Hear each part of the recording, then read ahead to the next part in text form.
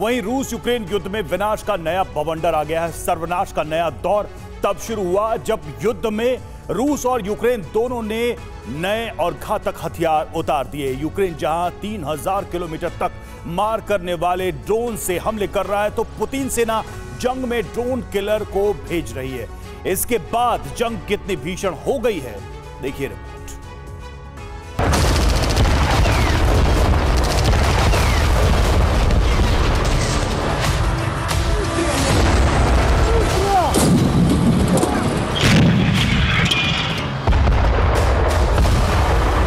Ukraine युद्ध की आग इसलिए बहुत विकराल हो गई है क्योंकि अब नए हथियारों से जंग हो रही है।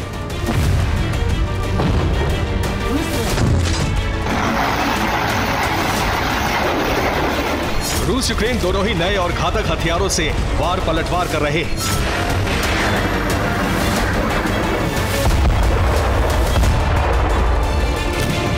जंग इसलिए बहुत विध्वंसक रूप ले चुकी है क्योंकि नए हथियारों से जो हमले हो रहे हैं वो सफल हो रहे हैं।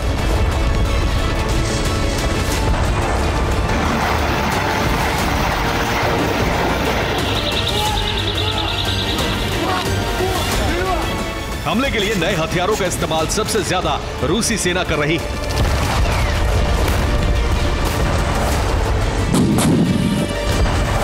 रूसी सेना ने फ्रंट लाइन पर इलेक्ट्रॉनिक वॉरफेयर सिस्टम टेट्राहेड्रॉन को डिप्लॉय कर दिया है। टेट्राहेड्रॉन आसमान में उड़कर रूसी हथियारों की कुछ इस तरह से सुरक्षा कर रहा है। यह यूक्रेन के ड्रोन का हवा में ही शिकार कर लेता है और इस तरह रूसी हथियारों की हिफाजत होती है। इसके अलावा रूस कोबला ग्राउंड ड्रोन से भी हमले कर रहा है। इस ड्रोन के जरिए रूसी सेना यूक्रेनी ठिकानों को तबाह करने में सफल हो रही है। इसके साथ ही रूस ने अपनी कैलिबर और स्कंदर मिसाइलों में नया और घातक वॉरहेड लगा दिया है। अब रूसी फौज इन्हीं मिसाइलों से हमला कर रही है जिसे यूक्रेनी एयर डिफेंस इंटरसेप्ट नहीं कर पा रहे हैं।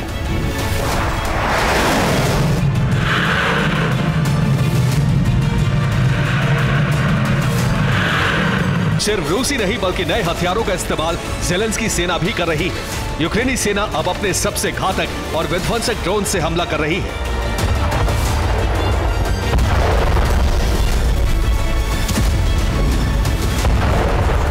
इस ड्रोन का नाम है फैल्कन 300।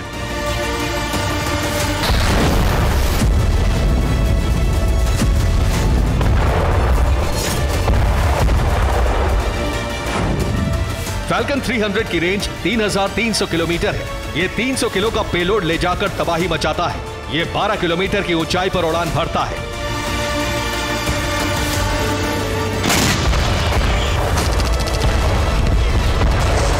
इसके अलावा ग्रीस ने यूक्रेन को व्हाइट फास्फोरस दिया है। यूक्रेनी सेना युद्ध में वापसी के लिए इसका भी इस्तेमाल कर रही है।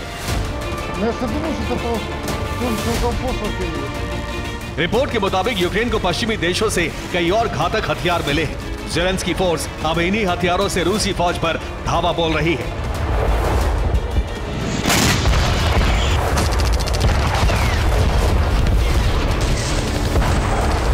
युद्ध में नए हथियारों की एंट्री का ही परिणाम है कि जंग बहुत ही भयावह रूप ले चुकी है।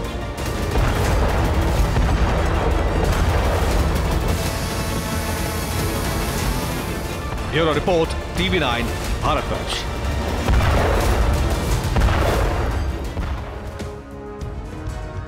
और जिस समंदर में चीन खुद को सबसे ताकतवर मानता है, वहां ड्रैगन की बादशाहत को चुनौती देने के लिए अमेरिका, ब्रिटेन और ऑस्ट्रेलिया ने मुहिम तेज कर दी। ऑकस यानी ऑस्ट्रेलिया, ब्रिटेन और अमेरिका के गठबंधन ने ऑस्ट्रेलिया को 8 परमाणु पनडुब्बी से लैस करने की योजना को तेजी से आगे बढ़ाना शुरू कर दिया है। ऑस्ट्रेलिया में 8 पनडुब्बी तैयार हो रही है। तकनीक अमेरिका दे रहा है, इसलिए सभी पनडुब्बी बेहद ताकतवर है।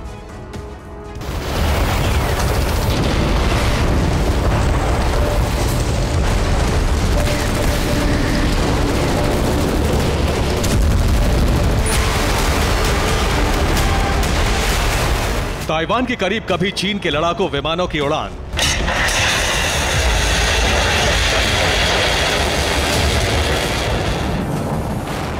कभी ताइवान स्ट्रेट में लाल सेना के युद्धपोत की घुसपैठ,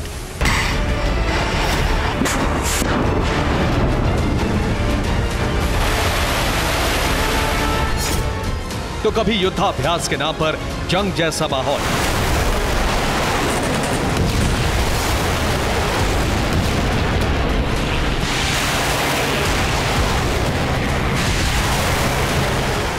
चीन की इसी हेकड़ी को खत्म करने के लिए अमेरिका ने मुहिम तेज कर दी है।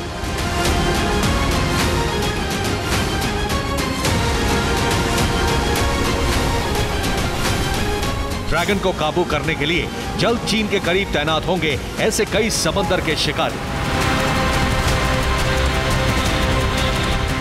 समंदर की गहराई में मौजूद ऐसा पहरेदार जिसकी वजह से दुश्मन गुस्ताखी करने की हिम्मत नहीं करता।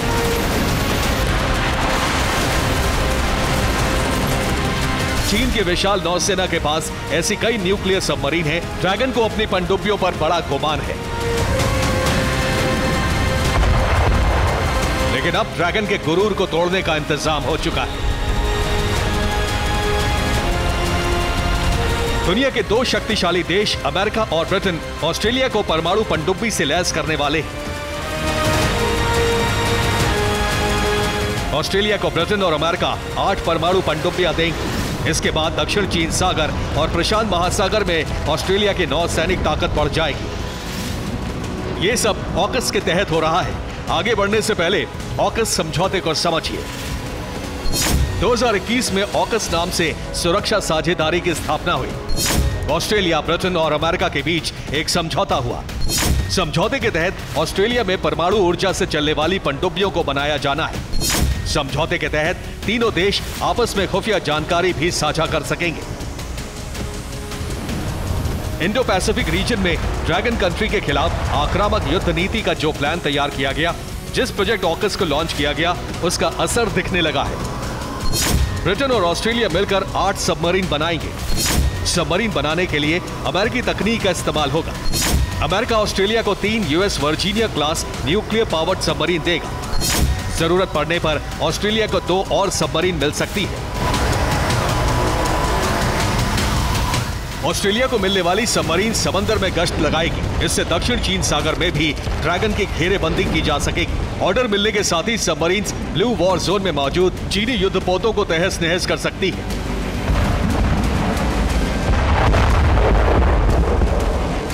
ऑस्ट्रेलिया के क्रू को ट्रेनिंग देने के लिए 2027 तक 4 अमेरिकी और 1 ब्रिटिश सबमरीन पश्चिमी ऑस्ट्रेलिया में तैनात की जाएगी।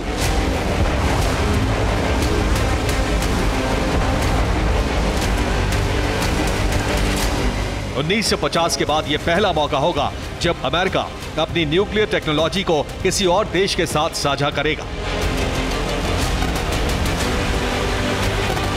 अब उम्मीद है कि चीन की आक्रामकता को देखते हुए ये डील समय से पहले पूरी कर ली जाएगी और ताइवान के करीब समंदर की गहराई में कई पहरेदार गश्त लगाने लगेंगे।